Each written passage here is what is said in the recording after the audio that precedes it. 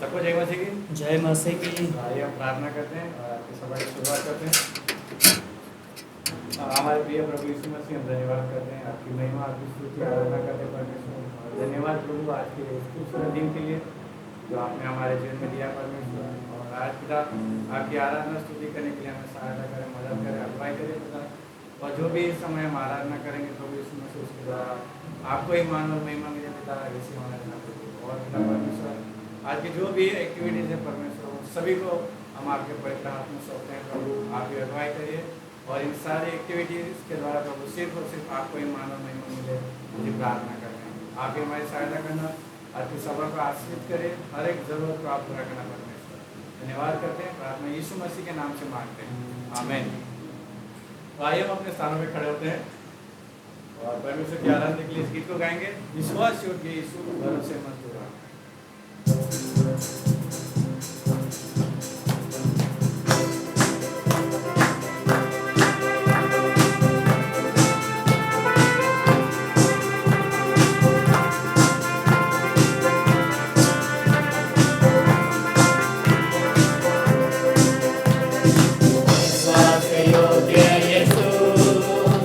भरोसेमंद रहा, जो कुछ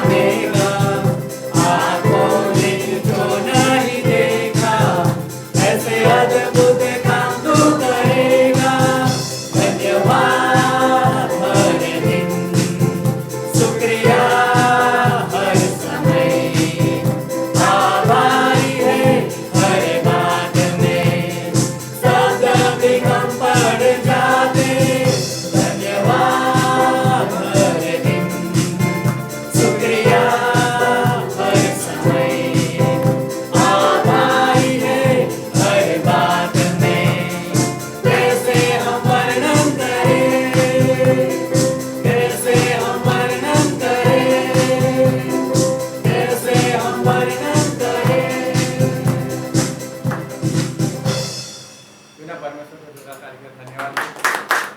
तो विश्वास योग्य परमेश्वर है, भरोसेमंद है और हमेशा हमारे साथ रहता है, तो उसकी हम आराधना करते हैं।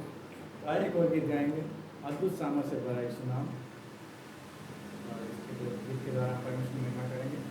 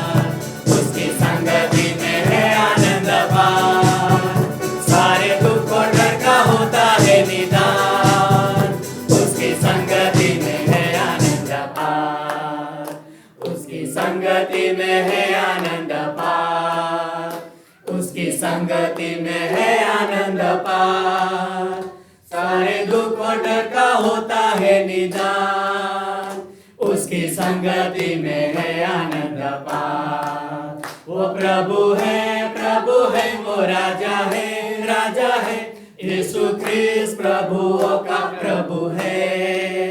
वो प्रभु है वो राजा है, यीशु ख्रिस्त प्रभुओं का प्रभु है। अद्भुत सामर्थ से भरा यीशु नाम, अद्भुत सामर्थ से भरा यीशु नाम, स्वर्ग और पृथ्वी पर है उसका अधिकार। अद्भुत सामर्थ से भरा यीशु नाम, अद्भुत सामर्थ से भरा यीशु नाम, अद्भुत सामर्थ से भरा यीशु नाम, स्वर्ग और पृथ्वी पर है उसका अधिकार। अद्भुत सामर्थ से भरा यीशु नाम। परमेश्वर की महिमा के लिए ईश्वर गीत गाएंगे। प्यारे मसीहा तू है मेरा जीवन सहारा और आधार।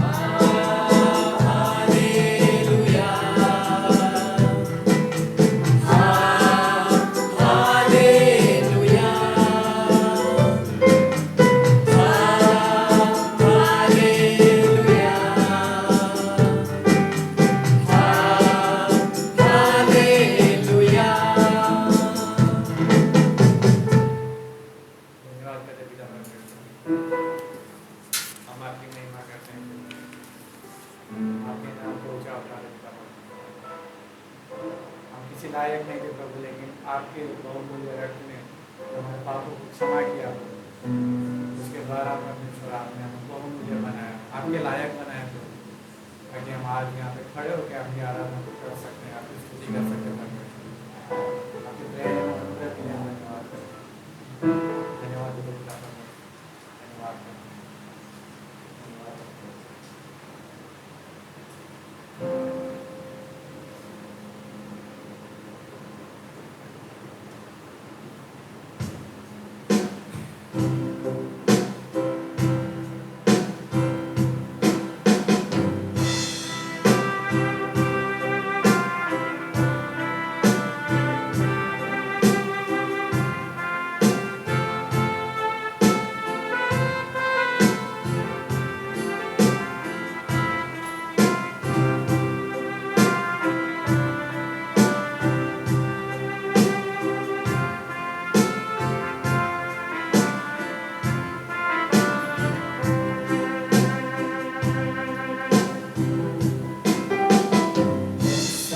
इस जहां में और कोई है नहीं, तुझ बिन आसरा मेरा है ना कहीं।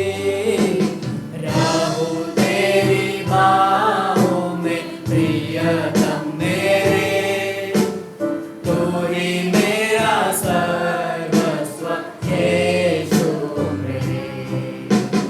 तुझसा इस जहां में और कोई है नहीं, तुझ बिन आसरा मेरा है ना कहीं। रहूं तेरी बाहों में प्रियतम मेरे, तू ही मेरा सर्वस्व यीशु मेरे। आराधना तेरी आराधना, यीशु मेरे तेरी आराधना। आराधना तेरी आराधना, यीशु मेरे तेरी आराधना।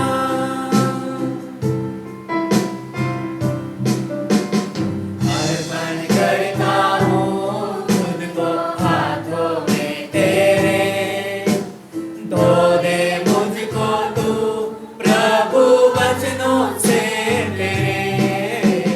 तेरी इच्छा पर ही तू मुझे को चला, भर दे पवित्र आत्मा से मुझे को खुदा।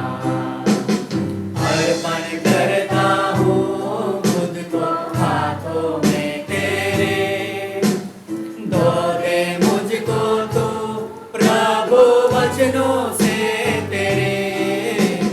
तेरी इच्छा पर ही तू मुझे को चला, भर दे पवित्र आत्मा से मुझे को खुदा। आराधना तेरी आराधना, यीशु मेरे तेरी आराधना।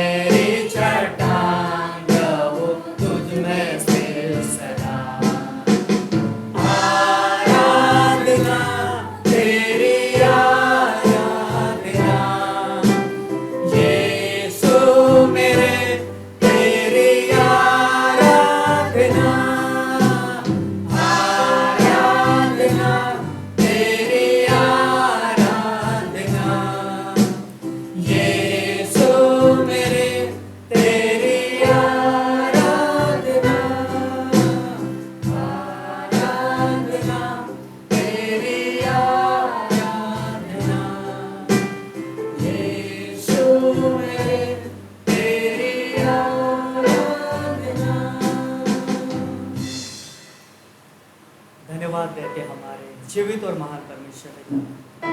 हम आपके नाम को धन्यवाद देते प्रभु, हम आपके नाम को ऊंचा उठाते प्रभु, क्योंकि आपका नाम सर्वश्रेष्ठ और महान नाम है प्रभु। और धन्यवाद देते हम उस नाम के लिए जो आराधना के योग्य नाम है प्रभु, और धन्यवाद देते उस नाम के लिए जिस नाम में हमारा छुटकारा था, हमारे पापों की क्षमा थी, और उस नाम के द्वारा ही हमने अद्भुत चीज़ें, अद्भुत आशीष पाया है। धन्यवाद देते इस मसीह, धन्यवाद हो पवित्र आत्मा जो आप हम में वास करते हो, आप हमारी अगुवाई करते हो। धन्यवाद प्रभु आपके वचनों के लिए जिसके द्वारा आप हमसे बातें करते हो और हमें प्रोत्साहन देते हो, आपकी मर्जी में, इच्छा में चलने में सहायता, मदद करते हो। धन्यवाद करते पिता परमेश्वर, धन्यवाद देते आपकी विश्वास योग्यता के लिए, आपके अद्भुत क्रूस पर दिए हुए बलिदान के लिए। धन्यवाद करते आपके प्रेम, धन्यवाद यीशु मसीह, धन्यवाद करते। आगे का हर एक समय प्रभु यीशु मसीह हम आपके हाथों में सौंपते हैं। आप अगुवाई करना, सहायता देना और आप ही मदद करना, और हम सब आप में बढ़े, आपकी महिमा में बढ़ते जाए, आपके राज्य के लिए वैसे हमारे ये प्रार्थना यीशु मसीह आपके नाम से मांगते हैं।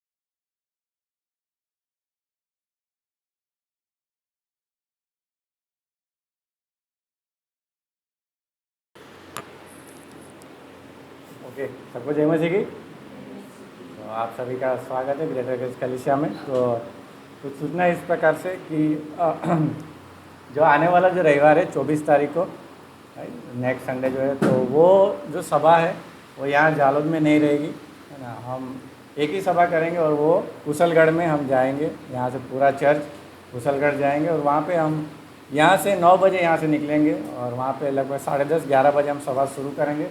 तो हम उस कलीसिया के साथ मिलके हम सभा करेंगे वहाँ पे, राइट। तो शाम को यहाँ पे सभा नहीं रहेगी, तो आप उसका ध्यान रखिए और समय का भी ध्यान रखिए कि हम यहाँ से 9 बजे एटलीस्ट निकल जाएंगे, तो हम जल्दी वहाँ पे पहुँचेंगे और वहाँ पे सभा शुरू करेंगे। ओके, तो ये आप ध्यान रख सकते हैं। और जो खास सूचना है उसको आप याद रखिए। और 26 तारीख को जो प्रेयर टाइम रहता है पास्टरों के घर पे, वो पास्टर भरत भाई के घर पे रहेगा, माधवा में, है ना। जो बाइबल कॉलेज के जो भी पास्टर टीचर आते हैं, विद्यार्थी, मिशनरी, तो हमने एक हर महीने में एक पास्टर के घर पे जाके मध्यस्थता की प्रार्थना करने का एक शुरुआत की है।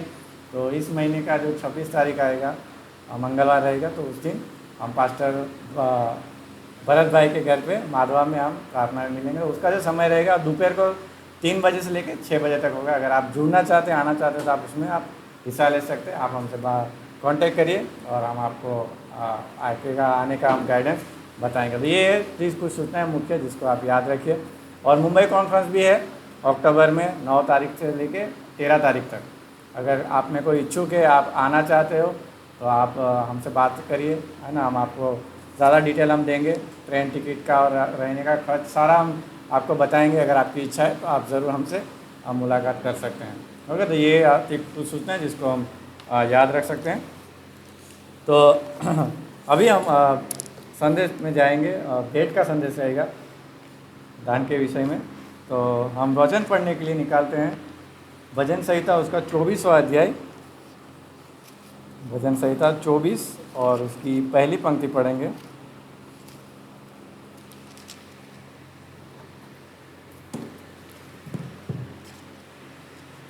भजन संहिता 24 और पहली पंक्ति यहाँ पे बोलती है, पृथ्वी और जो कुछ उसमें है पृथ्वी और जो कुछ उसमें है यहोवा ही का है, जगत और उसमें निवास करने वाले भी। और साथ में और एक पंक्ति पढ़ेंगे, भजन संहिता 115 की 16वीं पंक्ति। भजन संहिता 115 और उसकी 16वीं पंक्ति। तो यहाँ पे बाइबल बताती है, स्वर्ग तो यहोवा का है, परंतु पृथ्वी उसने मनुष्य को दी है। तो ये बहुत ही अद्भुत है कि परमेश्वर जो है जो पृथ्वी जो है परमेश्वर ने हम मनुष्य को रहने के लिए दी है एक भेंट की तरह, है ना। तो ये परमेश्वर का प्रेम है, परमेश्वर का अनुग्रह है, और उसकी वजह से परमेश्वर ने ये पृथ्वी जो है मनुष्य को यानी हम सबको रहने के लिए दी है। और उसके लिए परमेश्वर ने सारी चीज़ों की उपाय करके रखा है कि हमको क्या क्या ज़रूरत होगी, वो सारी ज़रूरत परमेश्वर ने पहले ही बनाया, और उसके बाद परमेश्वर ने मनुष्य को बनाया। आप उत्पत्ति पढ़ते हो तो वहाँ पे लिखा है कि सब कुछ व्यवस्थित परमेश्वर ने बनाया, उसके बाद छठे दिन परमेश्वर ने मनुष्य को बनाया, राइट। तो क्यों? क्योंकि पर मनुष्य की जो भी लगने वाली ज़रूरत है वह सारी ज़रूरत परमेश्वर ने पहले ही दिया। लेकिन ये सब कुछ बनाने का परमेश्वर का एक उद्देश्य था जिसको हमें जानना बहुत ज़रूरी है ना। तो उसका उद्देश्य क्या था कि हम जो मनुष्य है वो परमेश्वर के साथ संगति करें, उसकी आराधना करें, उसकी महिमा करें, है ना। ये परमेश्वर का मुख्य उद्देश्य था, ये परमेश्वर का प्रेम था। लेकिन पाप की वजह से एक स्वार्थी मनुष्य जो स्वभाव है अंदर, उसकी वजह से उसने परमेश्वर के विरुद्ध में खड़ा हुआ और उसने पाप किया आज्ञा उल्लंघन के द्वारा, और पाप की वजह से वो संगति जो थी वो टूट गई।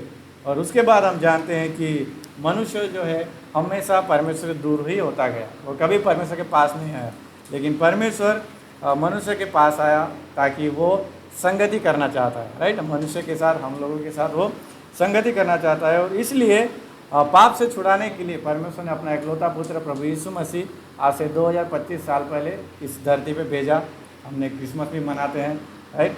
तो उसने एक मिशनरी के तौर पे, एक सिद्ध बलिदान के तौर पे उसने प्रभु यीशु मसीह को धरती पे भेजा।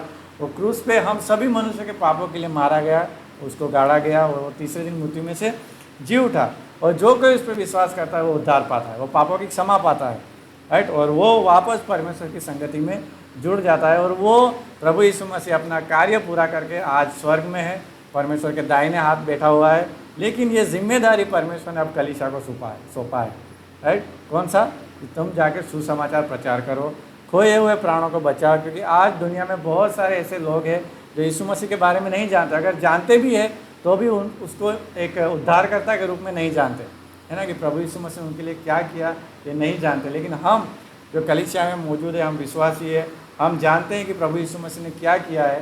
तो अब हमारी जिम्मेदारी है कि हम दूसरों को भी यीशु मसीह के बारे में बताएं, ताकि वो लोग पापों की क्षमा पाए और वो भी वो संगति जो टूट चुकी थी उसमें जुड़ सके।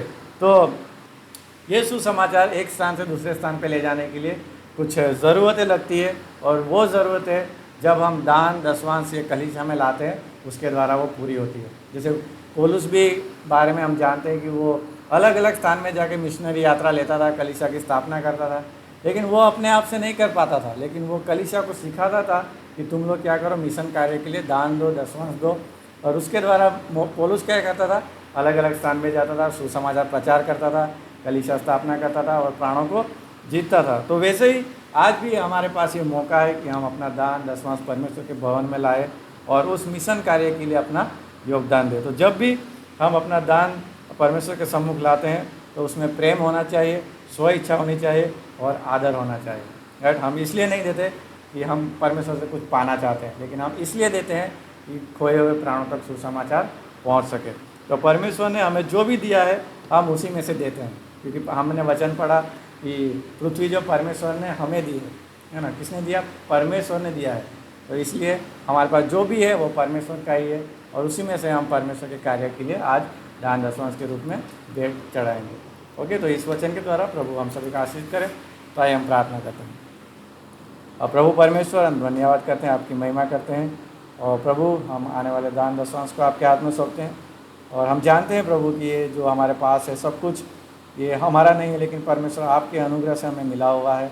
और उसी में से प्रभु हम आपके कार्यों को आगे बढ़ाने के लिए, आपके सुसमाचार को आगे ले जाने के लिए हम अभी जो भी दान दसवांश अपनी स्व इच्छा से देंगे प्रभु, आप उसको स्वीकार करिए प्रभु, और अपनी महिमा के लिए इस्तेमाल करिए। और पिता परमेश्वर, हम खास प्रार्थना करते हैं कलीसिया की भी हर एक ज़रूरत को आप पूरी करिए, और कलीसिया के हर एक सदस्यों को भी आपके हाथ में सौंपते हैं। हर एक कमी घटित को आप दूर करना, हर एक समस्याओं को दूर करना परमेश्वर आप ही अगुवाई करिए। प्रार्थना यीशु मसीह के नाम से मांगते हैं, आमीन। तो अभी एक गीत गाएंगे, उसमें हम दान लेंगे।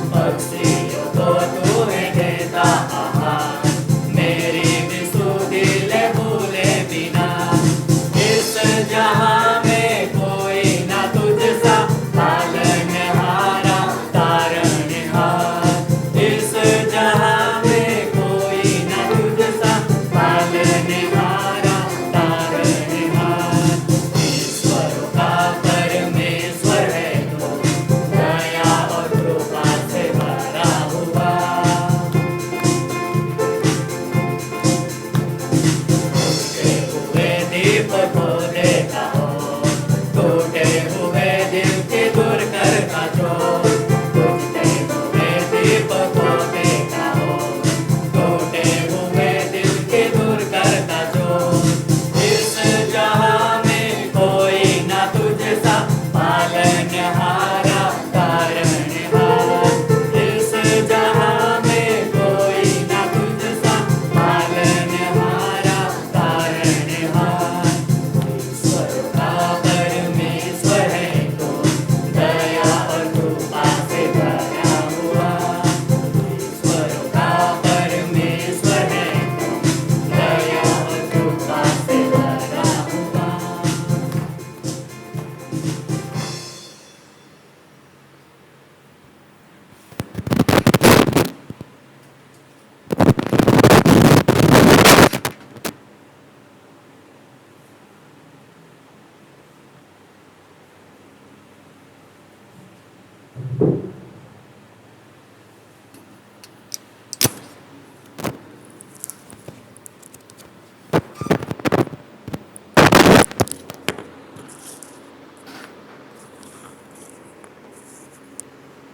ओके, तो क्या आप सब वचन को सुनने के लिए तैयार है?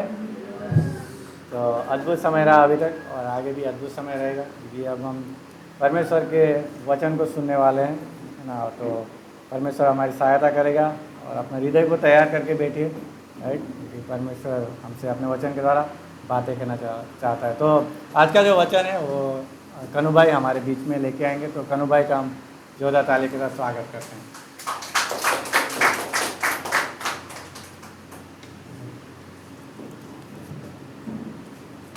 तो आइए हम अपने स्थानों पर खड़े होते हैं और प्रभु के वचन में जाते हैं। यशाया उसका 41वां अध्याय 41वां अध्याय, यशाया उसका 41वां अध्याय और उसकी चौथी पंक्ति, यशाया 41:4।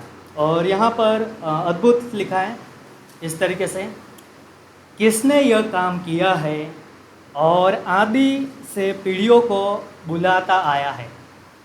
फिर आगे लिखा है और ये बहुत महत्वपूर्ण है, मैं यहोवा जो सबसे पहला, क्या लिखा है, मैं यहोवा जो सबसे पहला और अंत के समय रहूँगा, मैं वही हूँ, है ना। मैं यहोवा सबसे पहला और अंत के समय में भी कौन रहेगा?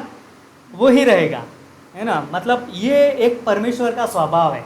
और परमेश्वर का स्वभाव क्या है कि परमेश्वर अनंत है ना। और ये अद्भुत बात है।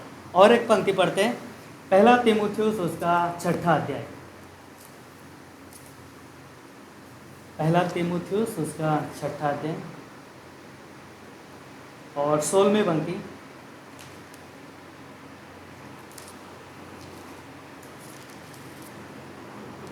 और यहाँ पर लिखा है, और अमरता केवल उसी की है और वह अगम्य ज्योति में रहता है और न किसी मनुष्य ने देखा और न कभी देख सकता है। उसकी प्रतिष्ठा और राज्य युगाना युग रहे, आमीन, है ना। यहाँ पर भी कितना अद्भुत, मतलब कि परमेश्वर के बारे में वर्णन किया है कि अमरता केवल उसी की है। अमरता मतलब अनंत, बराबर, अनंत।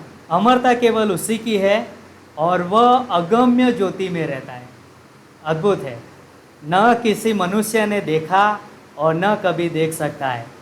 उसी की प्रतिष्ठा और राज्य युगानुयुग रहे, आमीन। तो आइए हम प्रार्थना करते हैं। जीवित और महान परमेश्वर पिता, फिर से एक बार हम आपके चरणों में आते हैं और धन्यवाद हो यीशु मसीह कि आपने अपने आप को हमारे पर प्रकट करना चुना प्रभु, इस मनुष्य जाति का पर। और इसलिए पिता परमेश्वर, कई सारे लोग आपको जानते हैं प्रभु, आपके स्वभाव को, आपके चरित्र को, कि आप कितने भले, कितने प्रेमी परमेश्वर, आप कितने अद्भुत महान हो प्रभु। धन्यवाद करते हैं आपकी महानता के लिए पिता, धन्यवाद देते। इस वचन को आपके हाथों में सौंपते हैं। आपके वचन के द्वारा आप हमारे हृदय से बातें करना, ताकि हम आपके स्वभाव को और गहराई से जानें और आपको जान सके, आप में बढ़ सके। बस ये हमारी प्रार्थना, ये प्रार्थना यीशु मसीह आपके नाम से मांगते हैं, आमीन। आप अपने स्थान पर बैठ सकते हैं। तो आज हम बात करने वाले हैं परमेश्वर के एक स्वभाव, है ना, उसके जो गुण है उसके बारे में, बराबर। तो परमेश्वर का जो स्वभाव है, जो गुण है, जो हमने यशाया 41:4 में पढ़ा कि वो पहला है और वो अंत है। और जब हमने 1 तीमुथियुस उसका 6वां अध्याय 16वीं पंक्ति में पढ़ा कि परमेश्वर अमरता में रहता है और अमरता उसी की है, है ना, मतलब कि अनंत उसका है और वो अनंत में वास करता है। तो कहने का मतलब ये था कि परमेश्वर जो है वो, उसका स्वभाव जो है वो अनंतकालिक है ना, मतलब परमेश्वर अनंत है। तो हम इसी विषय पर बात करने वाले हैं कि परमेश्वर अनंत है। और जब हम बात करते हैं कि परमेश्वर अनंत है, मतलब बाइबल ये कहती है कि उसकी तो शुरुआत नहीं हुआ और उसका कभी अंत नहीं होने वाला, है ना। शुरुआत भी नहीं है उसकी हुई और उसका अंत भी नहीं हुआ है, क्योंकि वो परमेश्वर सदा से है, सदा से अभी भी है और हमेशा वो रहेगा, है ना। और ये कितना अद्भुत बात है कि जो परमेश्वर के बारे में बात हो रही है कि परमेश्वर की कोई शुरुआत नहीं है ना। हर एक चीज़, जो चीज़ें हम देखते हैं, पेड़ पौधे देखते हैं, उसकी एक शुरुआत हुई है ना। सूरज चांद तारे देखते हैं, उसकी भी शुरुआत हुई है। इस धरती पर हम अपनी आंखों से जो कुछ भी देखते हैं उसको बनाया गया है ना। और सृष्टि की बात करते हैं तो परमेश्वर ने उसे बनाया। और ये अद्भुत मतलब कि परमेश्वर जो एक सृष्टि करता है और सारी सृष्टि के ऊपर है प्रभु, है ना। सृष्टि नीचे है, परमेश्वर ऊपर है, क्योंकि परमेश्वर सृष्टि करता है और उसी ने सब कुछ क्या किया है, बनाया है। और ये कितना अद्भुत बात है कि उसी परमेश्वर ने हमें बनाया है और हमारे जीवन का मकसद है ना। हम ऐसा ही कोई आकस्मिक रीति से, कोई एक्सीडेंट से या ऐसे ही हम बन गए, वैसा नहीं है। हम बनाए गए हैं परमेश्वर के द्वारा। हम जहाँ कहीं भी रहते हैं, परमेश्वर ने सोच समझकर उस स्थान पर हमें रखा हुआ है ना। हम अपनी मर्जी से कोई परिवार में कि कोई घर में या कोई जगह पर हम अपनी इच्छा से नहीं जन्मे, है ना। हम जहाँ कहीं भी है, परमेश्वर ने हमें रखा है और परमेश्वर नहीं रखा है। और परमेश्वर जानता है कि हम कहाँ पर है ना। और ये अद्भुत बात है कि परमेश्वर ने हमें बनाया। तो हम एक सृष्टि है, लेकिन परमेश्वर हमारा कौन है, वो हमारा एक मालिक है ना, सृष्टि होने के नाते। लेकिन अद्भुत बात यह है कि जब हमने यीशु मसीह पर विश्वास किया और उसके बाद हम सृष्टि नहीं, लेकिन उससे भी विशेष बन गए। सृष्टि तो है ही, लेकिन एक विशेष बन गए, परमेश्वर के संतान, है ना, उसके पुत्र, उसके बेटा बेटी, है ना। और ये कितना अद्भुत हम पर सौभाग्य हमारा कि हम परमेश्वर की संतान है। और परमेश्वर हमारा मालिक तो है ही, लेकिन साथ में एक अद्भुत दर्जा है ना, मतलब कि वो हमारा पिता है। और ये कितना अद्भुत बात है कि वो सर्वोच्च परमेश्वर है और उसने सब कुछ बनाया है। और इसलिए मतलब कि बाइबल उसके बारे में कहती है कि वो अनंतकालिक परमेश्वर है ना। और सब कुछ उसी ने बनाया है, लेकिन किसी ने भी उसको नहीं बनाया। मतलब कि परमेश्वर को किसी ने नहीं बनाया।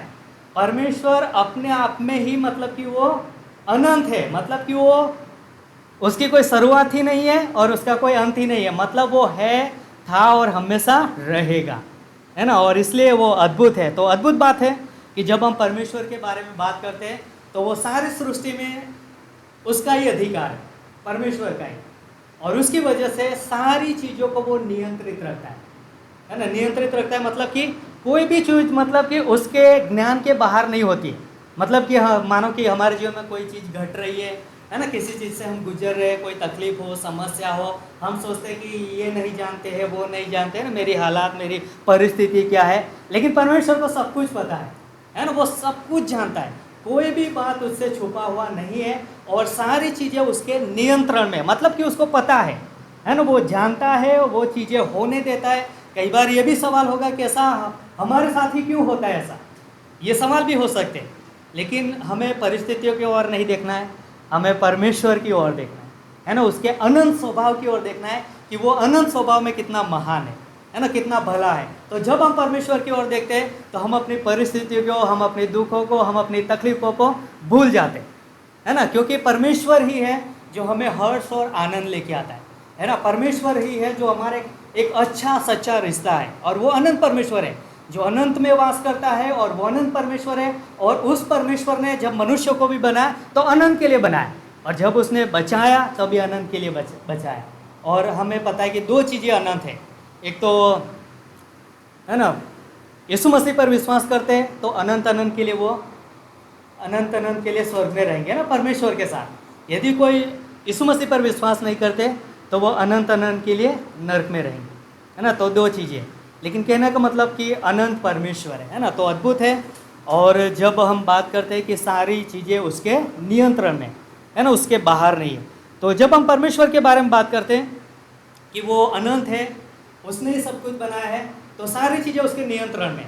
आपको याद है यहोशू की किताब में परमेश्वर सूर्य को थमा देता है याद है आपको ये कहानी घटना है ना? युद्ध चल रहा है, लड़ाई जीतना है, शाम होने पर है और सूरज डूबने पर है, और वहाँ पर प्रार्थना की गई कि परमेश्वर जब तक ये लड़ाई जीत न ली जाए तब तक सूर्य थमा रहे। और सोचो कि प्रभु के सेवकों ने प्रार्थना किया और सूरज थमा रहा है ना कई समय तक। तो ये कौन कर सकता है? हाँ, यहोशू ने प्रार्थना किया है ना, परमेश्वर के दासों ने, लेकिन ये किसने थमाया? परमेश्वर ने। क्यों? क्योंकि अधिकार किसका है? सूरज को किसने बनाया? परमेश्वर ने। और इसलिए परमेश्वर सूरज को भी थमा देता है ना? परमेश्वर ने बनाया इसलिए थमा देता है। लेकिन ये चीज़ है कि पाप के कारण चीज़ें बिगड़ी भी है ना? क्योंकि वातावरण परमेश्वर ने जब बनाया तो एकदम सिद्ध था, लेकिन पाप के कारण चीज़ें क्या हो रही? बिगड़ रही। इसलिए वो आंधी आता है, तूफान आता है, और हम बाइबल में वो चीज़ें भी देखते हैं कि पाप की वजह से ना, मतलब वातावरण पूरा बिगड़ा हुआ है, इसलिए मतलब कि बहुत सारी, जैसे कि सुनामी आना, ये क्यों आ रहा है? पाप का एक नतीजा है ना। बहुत सारा जल प्रलय हुआ था उत्पत्ति 6 अध्याय में, और बाइबल कहती है कि पृथ्वी में से फुहारे, क्या बोलते हैं उसको, फवारे फूट निकले, सोते फूट निकले, है ना? फुहारे थोड़े अलग होते नहीं हाँ, सोते फूट निकले, बराबर।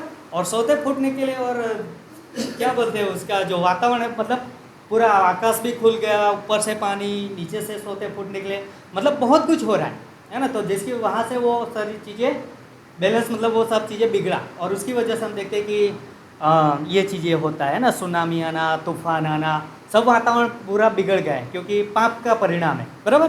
तो लेकिन फिर भी ये चीज़ याद रखिए कि परमेश्वर के नियंत्रण है ना। और क्यों नियंत्रण में? क्योंकि परमेश्वर अनंत है ना, और सारी चीज़ें उसने बनाए और इसलिए उसके अधीन में। तो अद्भुत बात है। तो जब हम परमेश्वर की बात करते हैं कि परमेश्वर अनंत है, तो वो भौतिक रूप से नहीं है ना। भौतिक रूप से मतलब किसी वस्तु के द्वारा नहीं दिखाई देता है ना कि परमेश्वर, मतलब ये इसको देख के हम नहीं कह सकते कि यह परमेश्वर है ना, क्योंकि वो भौतिक नहीं है या तो वो शारीरिक नहीं है ना। तो परमेश्वर अनंत है और अद्भुत है, और अनंत इसलिए है क्योंकि उसका जो स्वभाव है वो बाइबल कहती है कि परमेश्वर आत्मा है ना। क्या है? आत्मा है। परमेश्वर आत्मा है, और जब उसके स्वभाव की बात करते हैं ना, मतलब कि परमेश्वर अनंत है, मतलब कि वो अदृश्य है, मतलब वो दिखाई नहीं देता है ना, वो अदृश्य है, वो अनंत है। तो ये अद्भुत बात है। लेकिन ये चीज़ याद रखिए कि परमेश्वर भौतिक नहीं है ना, या तो मनुष्य नहीं है।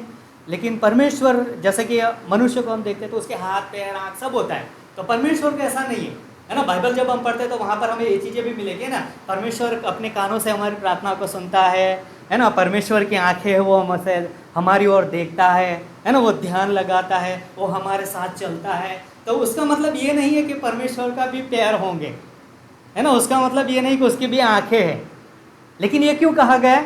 मनुष्य की भाषा है ना, मतलब कि इंसान समझे उसी के अनुसार वो ये भाषा एक उस तरीके से वर्णन किया गया है ना, कि मनुष्य देखता है ताकि परमेश्वर इस सारी बातों को, मतलब मनुष्य इन बातों को समझ सके ना, परमेश्वर की गहरी बातों को। और इसलिए मतलब कि जब हम परमेश्वर की बात करते हैं कि वो अनंत है ना, उसका कोई शारीरिक स्वरूप नहीं है। हाँ, ये चीज़ याद रखें कि परमेश्वर मनुष्य बना था। कौन बना था? यीशु मसीह, है ना। और इसलिए उसके पास हाथ पैर सब था, क्योंकि वो मनुष्य बने थे। लेकिन परमेश्वर की बात करते हैं तो परमेश्वर कैसा है? अनंत है ना, वो अदृश्य है। तो ये अद्भुत बात है। और परमेश्वर अपनी सारी सृष्टि में सर्वश्रेष्ठ है ना, मतलब कि वो अनोखा, बोलते हैं ना, अनोखा मतलब अलग ही। जैसे कि कोई भी चीज़ इस दुनिया में है, कोई चीज़ें जो अनोखा हो, जो अलग ही हो सबसे। कोई चीज़ देखा आपने, सुना? अलग ही हो, जो सबसे अनोखा हो, एक ही हो, दूसरा ना हो उसके जैसा। ताजमहल है ना, उसको एक अजूबा कहते हैं ना, एक अजूबा, मतलब कि वो एक ही है ना। तो ये मतलब एक संसार की चीज़ें है, बराबर। लेकिन जब हम बाइबल की बात करते हैं, परमेश्वर की बात करते हैं, तो परमेश्वर अनोखा है। और अनोखा मतलब कि सबसे अलग है ना, उसके जैसा कोई है नहीं, था नहीं और होगा भी नहीं, क्योंकि परमेश्वर वही अनंत है ना, वही अपने आप में सब कुछ है। और जब हम परमेश्वर की बात करते हैं तो कौन है? त्रिएक परमेश्वर, बराबर। बाइबल के अनुसार हम विश्वास करते हैं त्रिएक परमेश्वर, पिता, पुत्र और पवित्र आत्मा। परमेश्वर एक है, लेकिन उसके अंदर व्यक्तित्व कितने हैं? 3 है ना। जैसे कि मैं हूं, लेकिन मेरे अंदर व्यक्तित्व कितना है? एक ही है, क्योंकि मैं एक ही हूँ। लेकिन परमेश्वर की जब बात करते हैं तो परमेश्वर एक ही है, लेकिन उसके अंदर व्यक्तित्व तीन है। और ये तीनों परमेश्वर है, तीनों परमेश्वर मतलब तीन भाग नहीं है, एक ही परमेश्वर लेकिन व्यक्तित्व में एक है। और वो व्यक्तित्व में तीन है, तो ये अनंत से है ना। तो जब हम परमेश्वर की बात करते हैं तो पिता, पुत्र और पवित्र आत्मा तीनों के बारे में आप सोच सकते हो, है ना। और बाइबल में बहुत सारी ऐसी वर्णन है, ऐसा पंक्तियाँ है उसके बारे में, और वो अद्भुत महान परमेश्वर है। तो अद्भुत है, तो परमेश्वर सबसे अनोखा है। और अनोखा क्यों है? क्योंकि उसने जो कुछ भी बनाया, सृष्टि बनाई तो सृष्टि से भी वो महान है ना। उसने स्वर्गदूत बनाया, सृष्टि में कोई भी चीज़ ले लो, स्वर्गदूत ले लो, स्वर्गदूत से भी वो महान है ना। मनुष्य ले लो, मनुष्य से भी वो अलग ही है। चाहे आत्मा ले लो, कोई भी चीज़ ले लो, हर एक चीज़ से वो अलग है ना। और ये अद्भुत है। और जब परमेश्वर की बात करते हैं वो अनंत है, तो वो अनंत परमेश्वर को जानना, समझना हमारे लिए कठिन भी बात है ना। उसको कम, क्योंकि हम उसको पूरी तरह से नहीं जान सकते, है ना। मानो कि हमारा जो दिमाग है, एक बाल्टी रहती है पानी भरने की, उसी की तरह सोचो, हमारा दिमाग उस बाल्टी की तरह है। लेकिन अब परमेश्वर के बारे में सोचो कि वो एक समुंदर की तरह है। और समुंदर में पानी कितना रहता है ना। देखो तो पूरा पानी ही पानी दिखता है ना। क्या वो समुंदर का पूरा समुंदर वो हमारे घर की बाल्टी में आ जाएगा? नहीं आएगा। तो हमारा जो दिमाग है, हमारा जो सोच एक सीमित है। तो और परमेश्वर के बारे में जब हम बात करते हैं, वो तो बहुत ही अनंत है। तो क्या वो अनंत परमेश्वर को हम पूरी तरीके से जान सकते हैं? नहीं जान सकते। लेकिन जितना जानना चाहिए उतना परमेश्वर ने हम पर प्रकट किया है ना, बाइबल के अंदर। और ये अद्भुत बातें हैं। और परमेश्वर ने खुद हम पर प्रकट किया है ना। हम, परमेश्वर यदि प्रकट नहीं करता वो अनंत परमेश्वर, तो हम उसको नहीं जान सकते, है ना। उसको समझना हमारे लिए कठिन था। लेकिन उसने अपने आप को प्रकट किया है ना। आदम हवा से बनाया, उनसे बातें किया, मूसा से बातें किया, दाऊद से ना, बहुत सारे सेवक हैं, परमेश्वर के भक्त हैं, उनसे वो बातें किया है ना, अपने आप को प्रकट किया। और इसलिए मतलब कि हम परमेश्वर को जान पाते, और जितना जानना चाहे उतना उसने हम पर प्रकट किया है। क्योंकि बिना जाने हम उसके पास नहीं जा सकते, या उसको हम जान भी नहीं सकते, या तो उसकी सेवा भी नहीं करते। यदि हम परमेश्वर को जानते नहीं तो फिर उसकी आराधना कैसे करेंगे? नहीं कर पाएंगे, है ना। जब जानेंगे तभी उसकी आराधना कर पाएंगे। तो ये अद्भुत बात है। तो अद्भुत है कि परमेश्वर अनंत है। और कुछ चीज़ें हम देखेंगे, एक पंक्ति निकालेंगे, निर्गमन उसका 3 अध्याय और उसकी 14वीं पंक्ति।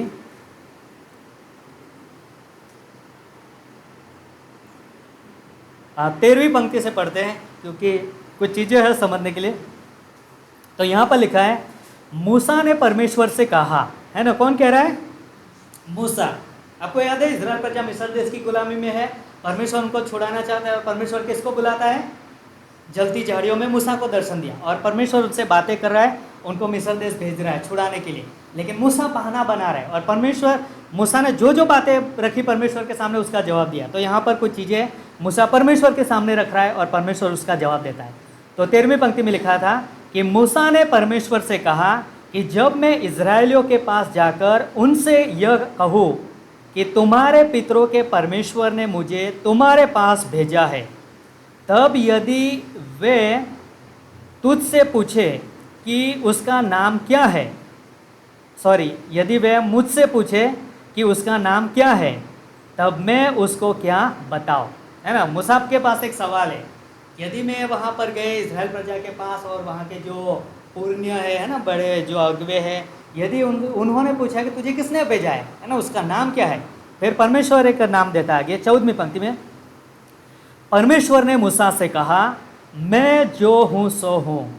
फिर उसने कहा, तू इजराइलियों से यह कहना कि जिसका नाम मैं हूँ है, उसी ने मुझे तुम्हारे पास भेजा है। कितना अद्भुत बात है। परमेश्वर अपना नाम क्या देता है? मैं जो हूँ सो हूँ, है ना। और परमेश्वर कहता है मैं ही हूँ, है ना। और ये नाम, ये जब परमेश्वर ने ये नाम दिया ना कि मैं जो हूँ सो हूँ, और ये नाम किस चीज़ को दर्शाता है पता है? अनंतता को, अनंत बात को। क्यों? क्योंकि परमेश्वर अनंत है, और परमेश्वर ने अपना अनंत का स्वभाव का नाम दर्शाया वहाँ पर कि मैं जो हूँ सो हूँ। तो जैसे कि इस तरीके से कहा जाता है कि मैं जोशु हूँ, मतलब कि ये शब्द इस नाम को सिर्फ और सिर्फ परमेश्वर के लिए लागू होता है, और अनंत परमेश्वर ही यह शब्द इस तरीके से नाम कह सकता है कि मैं हूँ, है ना, और कोई नहीं कह सकता है। जैसे कि मानो कि मैंने कहा कि मैंने कहा कि मैं जो हूँ सो हूँ, तब तक तो मेरे जीवन के कुछ क्षण बदल जाते हैं, कुछ सेकंड चले जाते हैं, कुछ मिनट भी चले जाएंगे, और बदल गया। क्यों? क्योंकि मैं बदलता हूँ, है ना। यहाँ की हर एक चीज़, जैसे कि हम हर संडे आते हैं तो हम सोचते हैं पुलपिट भी वही दिखता है ना, हम सोचते हैं क्रूस भी वही दिखता है, पर्दा भी वही दिखता है, पंखा, सब कुछ, कुर्सी, सब कुछ वैसा ही वैसा दिखता है। लेकिन हर एक चीज़ बदलती है ना, बदलती है। एक हफ्ते के बाद ये पिछले हफ्ते हमने ये पुलपिट देखा था, वो आज एक हफ्ते के लिए 7 दिन के लिए पूरा बदल गया है ना, थोड़ा पुराना हो गया है। हो गया कि नहीं हो गया, है ना। तो जब मैं नाम बोलता हूँ कि मैं जो सो हूँ, मैं कहता हूँ, तो मैं कुछ क्षण के लिए, कुछ सेकंड के लिए मैं पुराना हो गया। तो क्योंकि मेरे ऊपर समय लागू है और इसलिए मेरे जीवन की चीज़ें बदलती है। लेकिन जब हम परमेश्वर की बात करते हैं तो परमेश्वर जब कहता है कि मैं जो हूँ सो मैं हूँ, मतलब कि वो अनंत परमेश्वर है, उसमें से कुछ भी नहीं बदलता। कुछ भी मतलब जैसे मानते हैं ना, प्लस होता है, माइनस होता है, कुछ बढ़ाया भी नहीं जाता है और कुछ घटता भी नहीं। वो जैसा अनंत है, था और वैसा ही हमेशा रहेगा, और ये उसका एक स्वभाव है। और परमेश्वर यहाँ पर मूसा से वही बोलता है कि मैं अनंत परमेश्वर हूँ जो तुम्हारे साथ हूँ, है ना, तुम्हारे साथ हो। और ये कितना अद्भुत बात है, और उनसे कहना इस्राएलियों से, और ये कितना अद्भुत बात है कि हम उसी परमेश्वर पे विश्वास करते हैं। कौन सा परमेश्वर? याहवे परमेश्वर, है ना। अनंत उसका नाम दिया गया है ना, एक व्यक्तिगत नाम दिया है अनंतता को लेके, यहोवा, है ना। और इसलिए याहवे के अलग अलग नाम से, याहवे, यहोवा, जेहोवा, है ना। तो ये एक अद्भुत नाम है। तो यही परमेश्वर पर हम विश्वास करते हैं ना, पिता, पुत्र और पवित्र आत्मा, जो अनंत परमेश्वर पर है, जिस पर हमने विश्वास किया है, और उसी की वजह से हमने अनंत जीवन पाया है ना। यूहन्ना 3:16 क्या कहता है कि परमेश्वर ने जगत से ऐसा प्रेम रखा ताकि उसने अपना इकलौता पुत्र दे दिया, ताकि जो कोई इस पर विश्वास करे वो नाश न हो परंतु अनंत जीवन पाए। और अनंत जीवन की बात करते हैं मतलब कि वो कभी खत्म नहीं होने वाला है ना। और वो परमेश्वर ने किसको दिया है? जो यीशु मसीह पर विश्वास करता है कि यीशु मसीह मेरे पापों के लिए क्रूस पर मारे गए, वो गाड़े गए, उसको तीसरे दिन वो जी उठे, है ना, वही मेरा सच्चा उद्धारकर्ता प्रभु है। जो कोई सच्चे हृदय से विश्वास करता है तो उसको ये अनंत जीवन मिलता है। और ये अद्भुत बात है। और अनंत जीवन मिला मतलब कि हम जीवन में प्रवेश कर चुके हैं, हमारे पास अनंत सुरक्षा है। अब हम कहाँ पे जाने वाले? स्वर्ग में ही जाएंगे, जहाँ पर परमेश्वर रहता है। भले शरीर 100 साल की 100 तो नहीं जीते, लेकिन 70-80 साल है ना शरीर, आज से 100 साल बाद मैं इस धरती पर नहीं होगा। क्यों? क्योंकि मैं शरीर मेरा नष्ट हो जाएगा, लेकिन हमें अनंत जीवन मिला है ना। हमारा प्राण और आत्मा है ना, वो हमेशा के लिए बचेगा, क्योंकि ये परमेश्वर की ओर से। तो अद्भुत बात है, और वो अनंत परमेश्वर पर हम विश्वास करते हैं। तो अद्भुत है अनंत परमेश्वर, है ना। तो परमेश्वर कैसा है? अनंत है। अनंत मतलब उसके उस तरीके से कहते हैं कि वो असीमित है ना, वो अगम्य है, वो अदृश्य आत्मा है ना, वो अविनाशी है, और वो समय से बाहर है ना। जब हम अनंत परमेश्वर के बारे में बात करते हैं तो परमेश्वर समय और चीज़ें और स्थान से बाहर है ना। समय, स्थान और चीज़ों से बाहर है। तो समय हम पर लागू होता है ना। हम छोटे थे, बढ़ते हैं, समय हम पर लागू होता है, और हम समय के अंदर होते हैं। एक समय आता है, हमारी शुरुआत हुई है, और समय की वजह से हम क्या होते हैं? एक समय आता है मर भी जाते हैं, है ना। तो हर एक चीज़ की जिसकी शुरुआत हुई है और उसका अंत भी होता है ना। जिसकी शुरुआत हुई है उसका अंत भी होता है, क्योंकि वो सारी चीज़ें समय के अंदर है। लेकिन जब हम परमेश्वर की बात करते हैं तो वो समय के ऊपर है, समय के बाहर है, क्योंकि समय को किसने बनाया?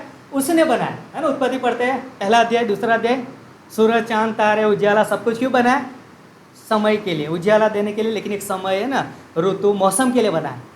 तो जो जो परमेश्वर ने बनाया है इस धरती पर, सृष्टि में, हर एक चीज़ की शुरुआत हुई है, उस पर समय लागू है और उसका अंत भी है।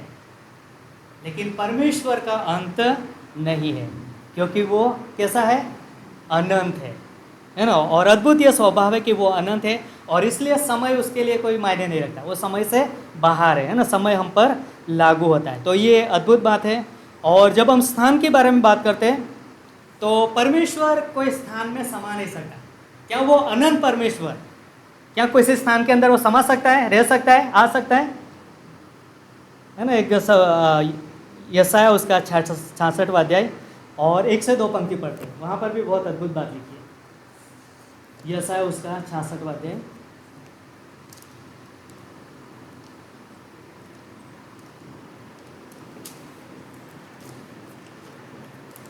पहली और दूसरी पंक्ति में लिखा है, यहोवा यो कहता है, आकाश मेरा सिंहासन और पृथ्वी मेरे चरणों की चौकी है।